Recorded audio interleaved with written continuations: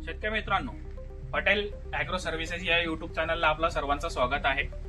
आपली जी श्रृंखला चालू आहे, केळी पिकावर येणारे जे रोग आहे त्याच्यातला जो बुरशीजन्य रोग आहे, आपण मागे सिगाटोका आणि टिकली या दोन विषयावर आपले पूर्ण 2 व्हिडिओ टाकले आहे। आता जो तिसरा रोग आहे, बुरशीजन्य रोग आहे, तो आहे पनामा रोग। हा रोग एवढा घातक रोग आहे, हा रोग जर आपल्या भागात जर आला तर केळी ही 100% नष्ट होऊ शकते, ही शक्यता आपल्याला नाकारता येत नाही। तर हा रोग काय आहे, कसा आहे, तर याबद्दल आपण तुम्हाला सविस्तर या व्हिडिओमध्ये माहिती देणार आहोत। तर पनामा रोग हा होतो कसा, तर ही एक बुरशी आहे। त्या बुरशीचं नाव जे आहे फ्युजारियम ऑक्झिस्पोरियम, त्याची जी फॉर्मल स्पेसिस आहे ते क्युबेन्स। तर या बुरशीमुळे हा रोग आपल्या केळी भागात येतो। आता हे जे बुरशी आहे हे मातीतून आपल्या जे केळीचं झाड आहे त्यामध्ये प्रवेश करते, म्हणजे मुळांद्वारे आपल्या केळीचा याच्यामध्ये प्रवेश करते। तर सर्वप्रथम जाणून घ्या की याचे जे लक्षणं आहे तर काय काय। सुरुवातीला तुम्हाला केळीचे जे जुने पान आहे, म्हणजे खालचे जे जुने पान आहे ते पिवळे पडायला दिसतील, म्हणजे आता याच्यातले पानं कापलेले, जेही जुने पानं असतात केळीचे ते सुरुवातीला पिवळे पडतात। हळूहळू पूर्ण तो पिवळापण वरपर्यंत जातो आणि केळी पूर्ण वाळून जाते, म्हणजे विल्टिंग सारखी आपल्याला दिसते। दुसरा जो सिम्पटम्स आहे, तुम्ही जर खोडाला इथून कापून जर पाहिला तर तुम्हाला मधले जे शिरा असतात, ज्याला आपण झायलम फ्लोएम वगैरे म्हणतो, तर मधला जो भाग आहे त्याचा हा पूर्ण तपकिरी किंवा काळा रंगाचा होऊन जातो, म्हणजे कोणताही अन्नद्रव्य घालून वर अपटेक केला जात नाही, जेणेकरून आपला हा झाड पिवळा पडून पूर्ण मरून जातो। तिसरा जो लक्षण आहे, की तुमचा हा जो बुंदा आहे, हा बुंदा या ठिकाणावरून असा फाटतो सुद्धा, हे सिम्पटम्स तुम्हाला पनामा रोगाचे दिसतात। याचं अजून एक लक्षण असं आहे की याचे पानं पिवळे पडतात आणि पान तुटून खाली पडत नाही, ते पान असे खोडाला झाकून देतात। पिवळे पडलेले पान आपल्याला खोडाला झाकलेले दिसतील, तुटत नाही।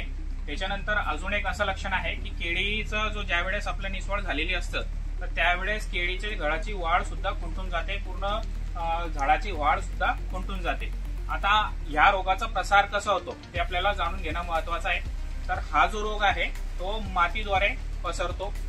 आपण ज्यावेळेस ड्रिप इरिगेशनद्वारे पाणी देतो तर पाण्यामुळे सुद्धा हा रोग पसरतो, कारण ही बुरशी मातीद्वारे आपल्या मुळांमध्ये प्रवेश करते। तर एका झाडापासून दुसरा झाड आणि दुसऱ्या झाडांपासून तिसरा झाड हा रोग पसरवण्याचा काम करतं। पाणी सुद्धा सोबत आपण जे शेती अवजारे आपल्या बागेत वापरतो ते शेती अवजारे सुद्धा, म्हणजे आता फॉर एक्झाम्पल या मातीमध्ये ती फ्युजारियम नावाची जी बुरशी आहे, जर या ठिकाणी आपण फावडा वगैरे काही जर फावड्याने काम केला आणि तोच फावड्याने आपण जर त्या ठिकाणी दुसऱ्या ठिकाणी जर आपण त्याच फावड्याने किंवा कोणत्याही दुसऱ्या अवजाराने जर काम केलं तर त्या अवजारामुळे सुद्धा ही बुरशी एका ठिकाणावरून दुसऱ्या ठिकाणी जात असते। तर मित्रांनो, आपल्याला हे जे केळीचा हे आहे फ्युजारियम ऑक्झिस्पोरियम म्हणजे पनामा वाळू द्यायचा नसेल, एका ठिकाणावरून दुसऱ्या ठिकाणी त्याचा संसर्ग होऊ द्यायचा नसेल तर काय करावं लागेल। तर सर्वप्रथम शेतकरी मित्रांनो, आपल्याला बागेत स्वच्छता ठेवणं हे सगळ्यात महत्वाचा हे आहे।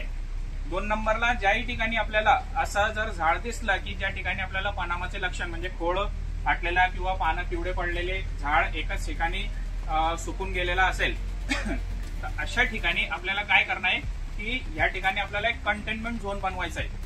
मागच्या 2019 मध्ये जसा कोरोना आला होता आणि कोरोनामध्ये लोकांना आपण काय करत होतो की दुसऱ्या गावावरून जर एखादी व्यक्ती आपल्या गावात आला तर त्याला आपल्याला दुसरीकडे ठेवावा लागत होता, एका दुसऱ्या ठिकाणी, किंवा त्याचा जो रोग आहे तो पसरला नाही पाहिजे।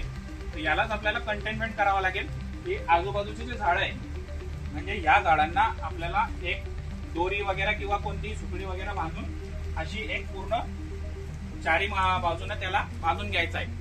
हे का बांधणं गरजेचं आहे की जो रोग ग्रसित झालेला आहे या झाडांना, तर ह्या झाडांपर्यंत कोणताही माणूस आपला पोचला गेला नाही पाहिजे किंवा कोणताही अवजार आपण ह्या याच्यामध्ये वापरला गेला नाही पाहिजे, जेणेकरून हा रोग आहे त्याच जागेवर राहील आणि याचा जो प्रसार आहे तो दुसऱ्या ठिकाणावर होणार नाही।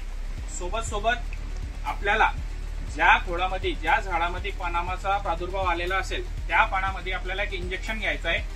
इंजेक्शन मध्ये एक 50 ते 100 मिली पर्यंत ग्लायफोसेट, डायरेक्ट ग्लायफोसेट त्याला पाण्यामध्ये मिश्रण करायचं नाही, डायरेक्ट इंजेक्शनद्वारे तो आपल्याला घ्यायचा आहे आणि खोडामध्ये तो इंजेक्ट करायचा, म्हणजे इंजेक्शन आपल्याला खोडाला मारायचं आहे। जेणेकरून तो जो आहे रोग एकाच ठिकाणावरून तो पूर्ण झाड झडून पळून जाईल, म्हणजे त्याचा प्रसार एका ठिकाणावरून दुसऱ्या ठिकाणी होणार नाही. पाणीद्वारे हा रोग पसरतो, तर आपल्याला पाणी ही जी नळी आहे, ही जी नळी इथून पाणी तिथपर्यंत घेऊन जाते, तर ती नळी आपल्याला बंद करायची आहे किंवा आजूबाजूची 2-3 नळ्या आपल्याला बंद करायचे, म्हणजे हा रोग पाणीद्वारे पसरू द्यायचा नाही आपल्याला. सोबत आपल्याला जे बुरशीनाशक असतात, सिस्टेमिक कॉन्टॅक्ट, हे बुरशीनाशकांचा सुद्धा वापर करायला पाहिजे. आणि सोबत झाडाचा रोग प्रतिकार शक्ती आपल्याला वाढवणं हे सुद्धा गरजेचं आहे. तर हा जो रोग आहे हा एवढा घातक रोग आहे, याचं जो नाव आहे पनामा, म्हणजे याला विल्टिंग आणि मर सुद्धा आपण म्हणतो. खूप घातक रोग आहे. तर मित्रांनो, याच्या सोबत आपल्याला जे रोगट झाड आहे ते तात्काळ काढून त्याला नष्ट करणं हे पण आवश्यक आहे. नांगरणी करताना रोगी झाडांचा मुळांचा प्रसार होणार नाही याची काळजी सुद्धा घ्यावी लागेल. झाडांचे जे खोडाचे अवशेष जमिनीत न सोडता त्याला नष्ट करून शक्यतोवर त्याला जाळूनच टाका. शेतात जे बाहेरून येणारी माणसे व उपकरणे त्याला निर्जंतुकीकरण करणं हा खूप गरजेचा आहे, जसे की बूट, फावड्या, ट्रॉली, पंप वगैरे. तर याचा जो निर्जंतुकीकरण आहे ते आपल्याला करणं खूप गरजेचं आहे. सोबत रोगाट भागातून पाणी दुसऱ्या बाजूला वाहणार नाही याची सुद्धा खबरदारी आपल्याला त्या ठिकाणी घेणे आहे. जैविक व रासायनिक उपाय आपल्याला करावा लागेल. फवारणीबद्दल अधिक माहितीसाठी तुम्ही कमेंट बॉक्समध्ये कमेंट करू शकतात. त्याच्यानंतर झाडांची जे रोगप्रतिकार शक्ती आहे ती आपल्याला वाढवावी लागेल. त्याच्यानंतर ज्या जमिनीत पनामा रोगाचा अटॅक झालेला आहे 3 ते 5 वर्षापर्यंत त्या ठिकाणी केळी आपल्याला लावता येणार नाही, तर तो केळीचं पीक आपल्याला टाळावं लागेल. आणि अधिक माहितीसाठी तुम्हाला पटेल ॲग्रो सर्व्हिस या चॅनलला सबस्क्राईब करा.